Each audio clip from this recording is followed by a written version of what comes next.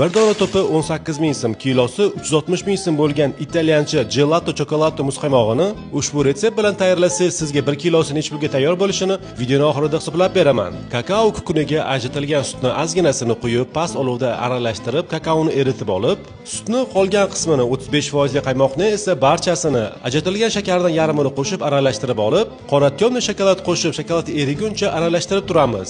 Massa qaynab yoki haddan tashqari qizib ketishi kerak emas. Tuxumni faqatgina sarig'iga shakarning qolgan qismini qo'shib, oqarib 2-3 barobar ko'payguncha yaxshilab ko'pirtirib olib, shokoladning massadan boshida ozginadan qo'shib aralashtirib olganimizdan so'ng, ko'pirtirilgan tuxumni sarig'ini qozondagi shokoladning massa bilan aralashtirib olamiz. Muzqaymoq semesini past olovda tez-tez aralashtirib turib 85 darajagacha qizdiramiz. Qaynab ketishi mumkin emas. Semesni sovuq suvda ozgina sovutib olganimizdan so'ng, xolodilnikda yana 2 soat davomida yaxshilab sovutib olamiz. Muzqaymoq kristallashib qolmasligi uchun tuzli muzda har 15 daqiqada aralashtirib turib 2 soat davomida 50-60% gacha muzlatib olamiz. Ushbu jarayonni morozinkada ham bajarsa bo'ladi. Muzqaymoqni morozinkaga qo'yib, har yarim soatda bir marta aralashtirib qo'yamiz. Ushbu jarayonni 5-6 marta takrorlaganimizdan so'ng, muzqaymoqni boksga qo'yib, yana 2 soat davomida morozinkada muzlatib olsa, haqiqiy italyancha gelato tayyor. Muzqaymoqning bir dona to'pi 3,5 ming so'mga, kilosi esa 70 ming so'mga tayyor bo'ldi. Nima deb o'ylaysiz? O'zingiz tayyorlashga arziydimi yoki yo'qmi?